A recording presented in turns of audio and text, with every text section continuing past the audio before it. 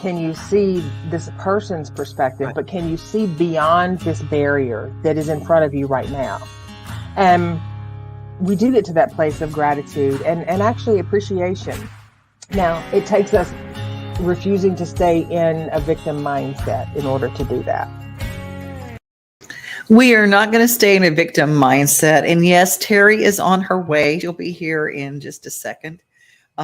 She was in transit. She was going from her office to her home office, and she has a full day of clients ahead. And that's just what life is. Life is kind of like that. Today, we're going to talk about words, and words can heal. And we all understand when someone insults us. We know when that's a harmful word. We know when we're saying something, even if we don't think we know, when we go, I didn't mean it like that. Somewhere inside, when we say things, we ultimately know what our goal is. The passive aggressive person who says something hurtful and then goes, well, that was just a joke. I didn't mean that. We know words have power. Words have got power, power, power. And today we're going to talk about the power of our words and how we choose to give somebody news, how we choose to comfort them. And, we're going to be discussing the words that have been said to us, not just insults, but sometimes, hey, Steve Burney, who just joined us, we're going to talk about words and their power and how we can use our words better. Hi, girly girl. Hi there, sunshine. How are you? I'm doing fantastic and really darn glad to see you. I'm glad to see you. Steve Burney's joined us. Candy is with us. Everybody's kind of everybody joining in. Tell us a little bit. You've had a weekend. It was a scary weekend. It was a very scary weekend. You want to tell people? I woke up at first. Let me preface this with I'm doing exceptionally well. And I'm following up with some really great caregivers and hospital folks. I woke up Saturday morning at 1 a.m. with my heart racing. And long and the short of it, I ended up in the ED or the ED, emergency department as it's called now. And my heart rate was 189 per minute. I didn't have anything that would lead me up to that. So I spent a few nights in the hospital and had a number of tests ran, and my heart was in AFib at 189 beats a minute, and now it's like 64 beats a minute. I got some medication, and I'm just watching it and trying to figure out why it did what it did, and giving grace and gratitude for the fact that it decided on its own to convert back into sinus rhythm, and I didn't have to have any procedures done. So, amen.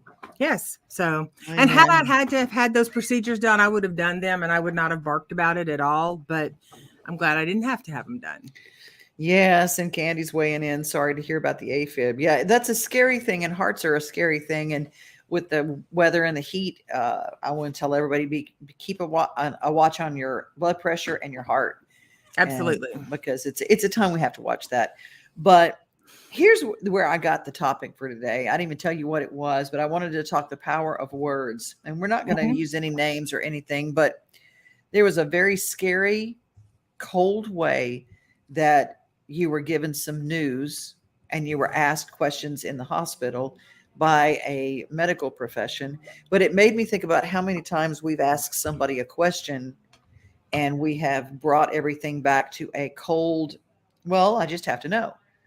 These are just questions. These are just questions. It's a very matter of fact. You want to tell the question? Sure. Well, actually, I got there and they put some, pads and EKG things on me. And I asked at one point, what were these things for? And they said, oh, it's just how we monitor you. And I was like, okay, great. And worked my nerves down. And then I'd gone to the restroom, come back, and they were hooking me back up to everything. And one of the leads wasn't hooked up. And I said, what does this lead go to? And the girl said, oh, it's the defibrillator. And I said, what? I don't have a defibrillator. Like, I know what that is. Like, nobody mentioned a defibrillator to me. Apparently, my heart rate was so high, they thought that I might flatline. And so they were ready for that. I'm sort of glad they didn't tell me ahead of time, because that, I mean, I'm really good at calming myself and grounding, but that was an unusual circumstance for me. So the question that came into play was, after one of the primary care folks had shared with me what the procedure would be on Monday, just looked at me very matter of fact and said, so I just have to ask this question, you know, if the flatline on the table, would you like me to do everything that I can to bring you back? And I, mind blown. I mean, of course I said yes. But I was not expecting that. And even as an end of life doula, I work with people and their advanced directives all the time, but it was the delivery of that that was so shocking to me. And then when she left, I, of course, cried because I was like, shit, like, I mean, really? And, you know, and I processed it, and I understand that and this is no, I'm not in any way, shape, or form am I, you know, throwing shade to the medical folks, because everyone there, I will drop at Vanderbilt University, everyone there was phenomenal. They were phenomenal. And so, but that bedside manner from that one particular person was just like, wow, you know, and it was alarming because, you know, as you said, the topic today is how we give and receive information or words. Those were, for me, just shocking, because they put everything into perspective all in 1 millisecond. And I was caught off guard by that. Yes. Completely. I mean, I think I told you, you know, I mean, I'm pretty sure I even told you where I was just like, crap, you know. And I'm grateful that they asked the question. I just wish it had been asked in maybe a little softer way. I am constantly thinking through how I ask things, because I get really busy, and being in a broadcast industry for so long, and everything's in 30 seconds and 60 seconds, and everything is like, come on, bottom line me here. Come on, we got to go. And I've had to back off my manner, because I realize I've said things and my facial expression didn't match the gravity of my words. And everybody I talk to is not on a broadcast. Everybody I talk to is just life happens. And I want to find out too, if anybody has ever had words said to them that were like that kind of hit you like a ton of bricks. It's really made me rethink how I ask for news and how I deliver comfort. Yeah. Well, and I will tell you this, just over the, I think it was Tuesday evening or Monday. My days are kind of a blur right now, but it was either Monday or Tuesday. I don't watch news a lot, but I had sat down and the news was on, and I realized, you know, I was experiencing the same kind of thing there, because what they led with was, you know, abrasive news story that was just like, you know, family killed, people shot, war, there's this, there's that, there's all of this. And then they ended it with, this little boy hits a home run and the crowd goes crazy. And it was literally like a 15-second of good on the heels of 20 minutes of, and mind you, I was trying to doze in and out through part of that, but it was just a lot. And I thought, we don't absorb. If we have 15 seconds of good come in, it's wonderful that we have that good come in, but it's not enough to offset the 45 minutes of heaviness, you know, and how we deliver our words to people. It can be in the medical setting. It can be with your friends, with your families, with your partners, you know, just in our tone and our absent connection to the weight of the conversation.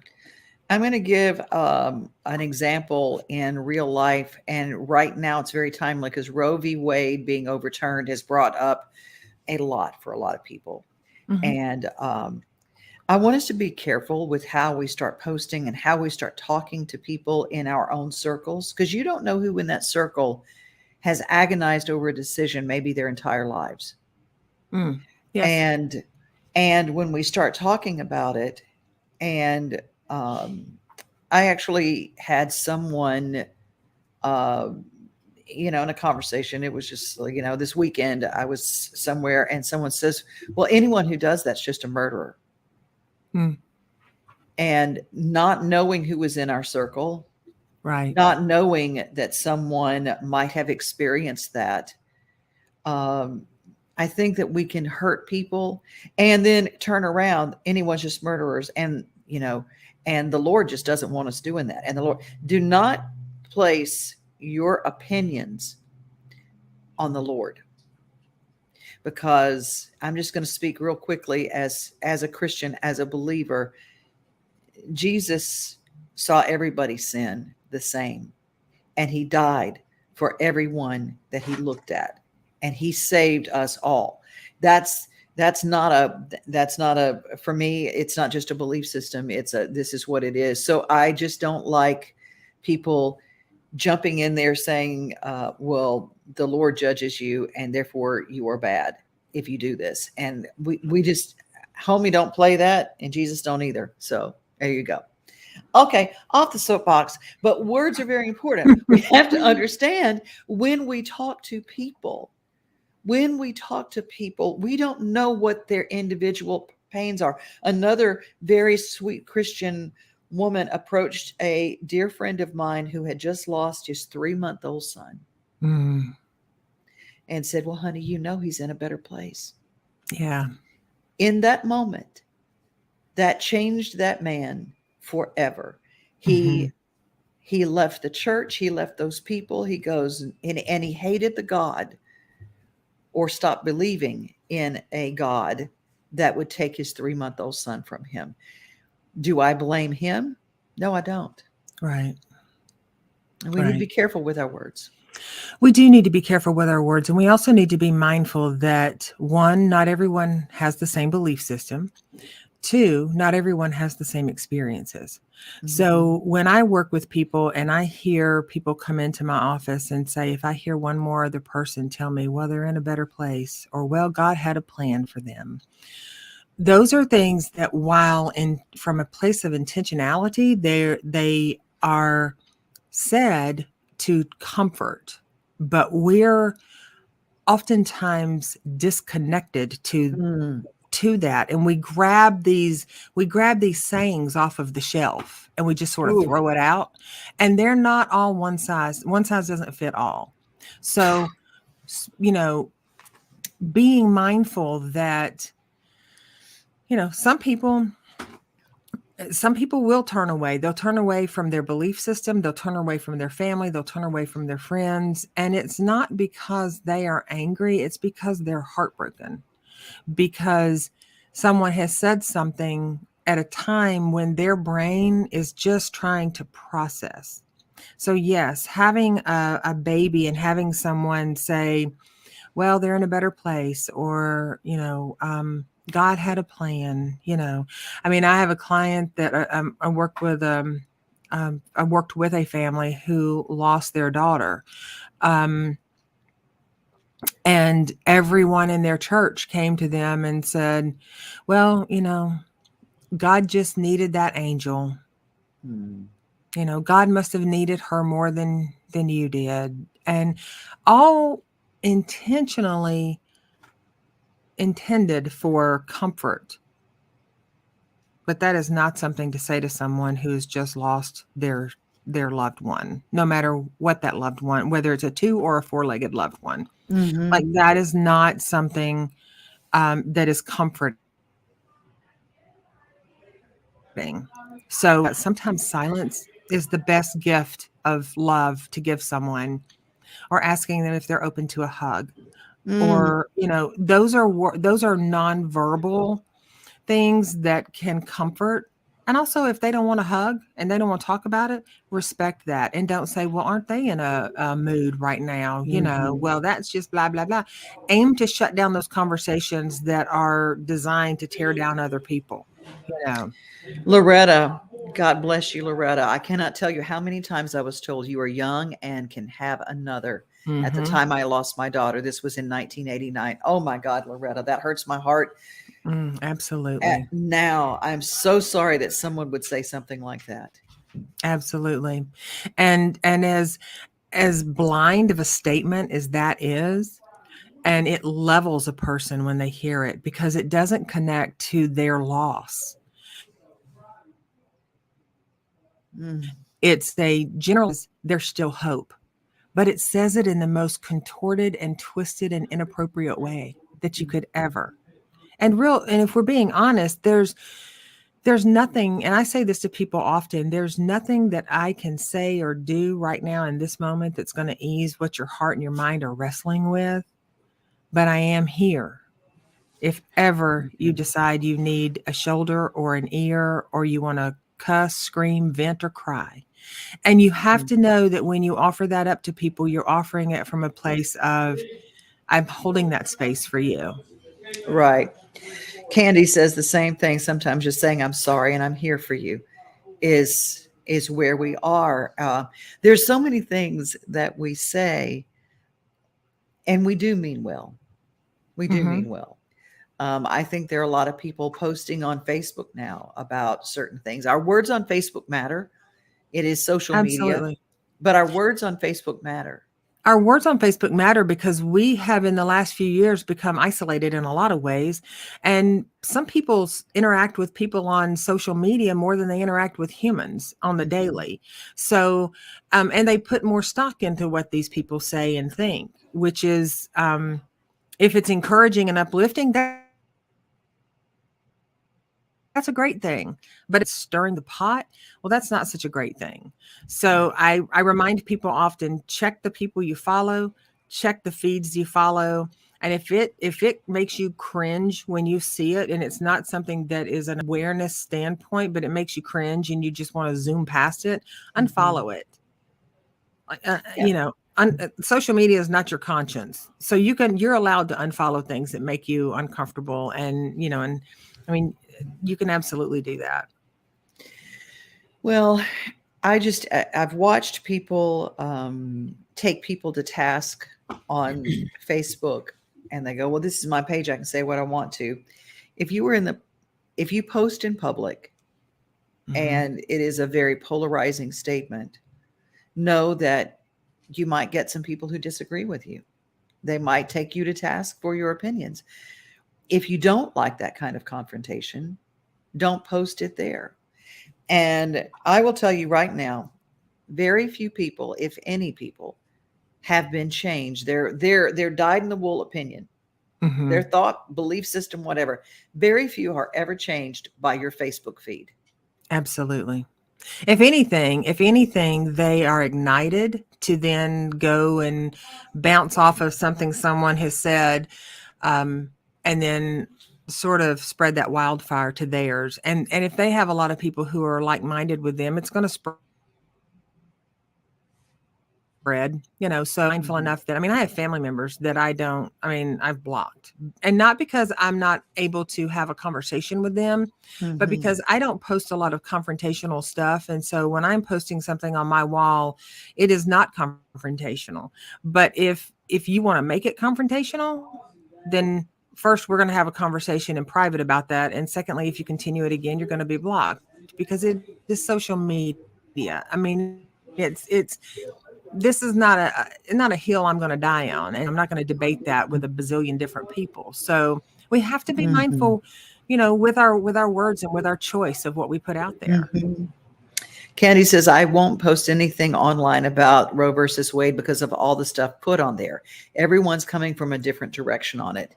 I agree with you, Candy. Same, same. And here's another thing: pro-choice does not necessarily mean pro-abortion. Everybody else, Absolutely. everybody needs to understand that. And um, there are a lot of people. I actually had a conversation with a dear friend of mine who is a single dad of daughters. And he says, I had everything in my life all worked out, what I was against, what I was vehemently against. He said, but then I thought about my little girls coming into me saying, Daddy, this happened to me. I was raped. I was attacked. I made a mistake, Daddy. I'm 14 years old. And he said, I really had to wrestle with my thought processes on that. And he said, being able to comfort my daughters and think about them has made me think about this subject as less black and white and more individually. It's a matter of hearts. It's a matter of hearts. And our words on these subjects can destroy someone, even if we're well-meaning. Even if we're well-meaning, and I'll guarantee you that people who lose a child, however they lose them, they've wrestled with it, they've carried the burden, and if it happened 20 minutes ago, or if it happened 25 years ago, or several decades ago, it's still in the heart, and it's still something that we carry. So I just want to ask everyone, if you are a person of compassion, think about the words and think about, there isn't a black and white in this world. We all are individuals, and the words that we use to comfort, describe, or to spout out our beliefs, we have to remember that there are people who can hear us. And first and foremost, I put at the front of that compassion. Mm-hmm. Because we all are human, and there is not one of us that has never had a miss of us. We have all shown up bright and shiny, and we have shown up tarnished and crusty. So, and that's okay. We judge ourselves enough for that stuff. Mm-hmm. So, we don't have to be, there's not a hill worth dying on if it means that it's going to, let me rephrase that. There's not anything that I would intentionally be confrontational about against someone that I don't know their story. We can have conversations and not agree with people. Mm-hmm. And I see Corinne, tarnished and crusty. We can have conversations and not agree with people all day long, and that's okay. Mm-hmm. And we can walk away and go, I still don't agree with them. And that's okay too. But where we cross the line is where we start name calling and pointing fingers and judging, because the last time I looked, that was not our place anyway. So, but we do it because we're human. And we want other people to know our belief system. We want to know that we want to be right. We want to be right. And we'll fight and we'll use those things. It's like, well, I'm going to say this and I'm going to change somebody's mind. Maybe, but the truth is, I don't know that being right means denigrating someone else. It never means you're never right if you're doing that. Mm-hmm. You will always side on the wrong side if you are constantly tearing people down. Candy says, we used to be able to agree to disagree, but today people get loud and very judgmental. Yes. Yeah. Well, I say to clients often that the reason that people get loud is because the language going on inside their head, the need to voice their opinion, the need to be heard is so loud that when they open their mouth, they're 10 octaves louder. And that is done sometimes to shut other people down. But what we don't recognize many times is there's someone right there that feels the same way about their beliefs and their stance, and they're going to fire back at you.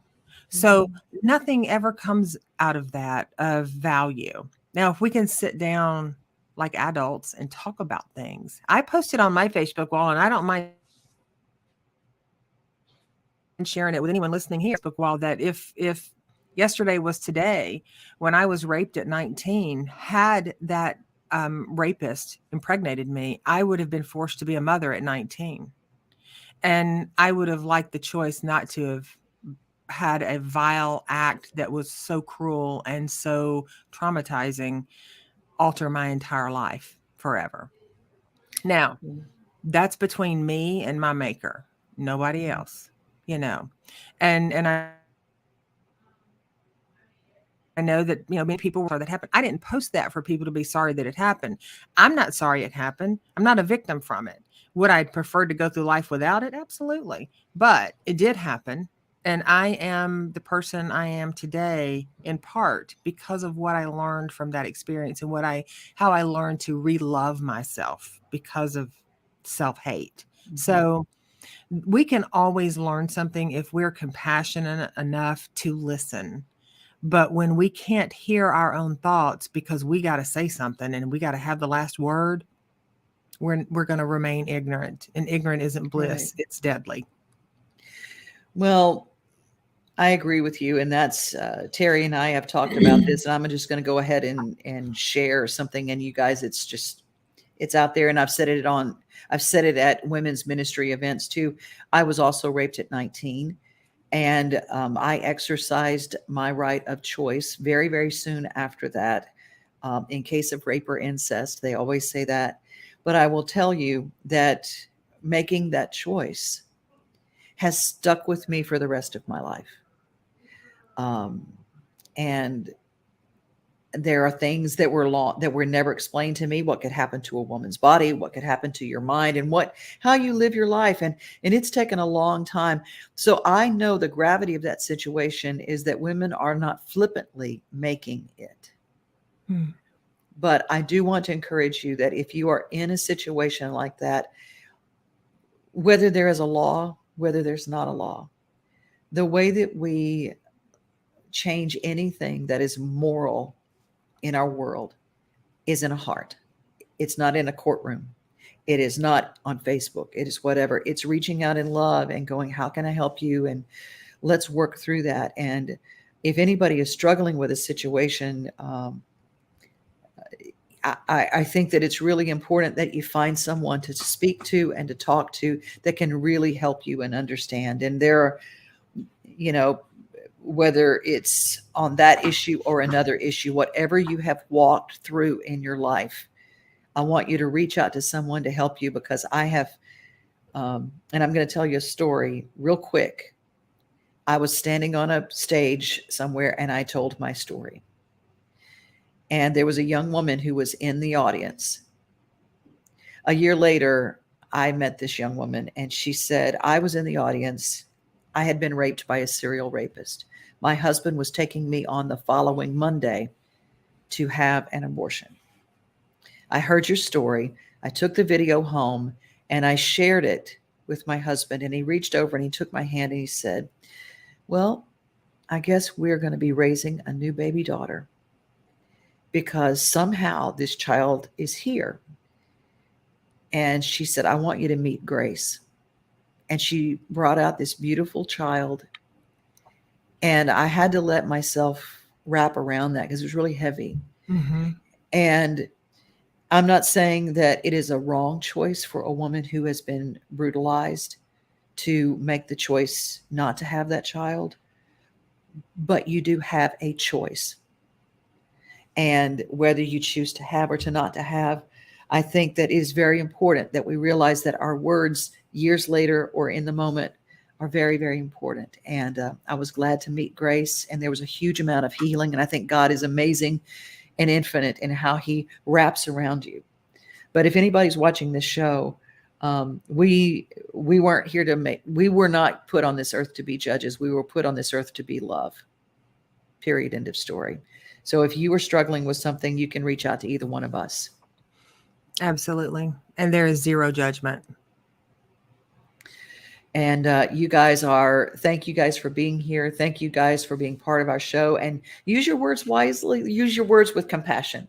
I know we got Candy and Rhonda and Corinne and let's see, Loretta. Joyce is here with us today. And, Nice. And of course, Steve, we love Steve. We couldn't be, I just don't know what I'd do without my Steve. So you guys, I just hope that, we've given you some love today. Absolutely. And also understanding that some of the topics that we unpack, depending on what happens from a global standpoint with us, some of these topics are touchy and they can be prickly and they can be they can be hard to not hard, they can be challenging to wrap your head around. But I think sometimes when and I'm not here to tell anybody, not to have their opinion, but what I am here to say is sometimes our opinions get so solid and so concrete that we lose sight that we actually have friends and family and people that we love and that we respect, and they've been through some situations, and sometimes they can actually act ways. So, creating that space to have healthy conversations that allow, you to grow and heal as individuals, all of us to grow and heal as individuals, and to step into more compassion and out of judgment, then, I mean, I think there's several people that know that I do some work at Riverbend Prison, and there is not a more, that is my heaven, quite honestly. There are so many beautiful souls that I work with there that some have made parole and gotten out and they're living their best life. And that if that will teach someone quicker than anything, that our judgment that we have is far more about us and our insecurities and our need to be right than it is ever about the other person. Amen. Amen to the hallelujah. And Loretta, Devon, you work with Jeff Sneed. Yeah, Jeff from the Gospel Fest. And I know you, Loretta. So good to have you here. And Candy says, and I love this, it's a great way before we close and put a bow on this puppy. It would be nice if opinions could bend with new perspectives. Absolutely. Ooh, that is a good statement and a way to bring it home. Teri, why don't you absolutely close us out today? All right. Well, as always, we appreciate you all joining in and sharing with us and choosing to spend your 30 minutes during the middle of the day on a Wednesday with us. And until we see you next week, please increase your peace and create an amazing day.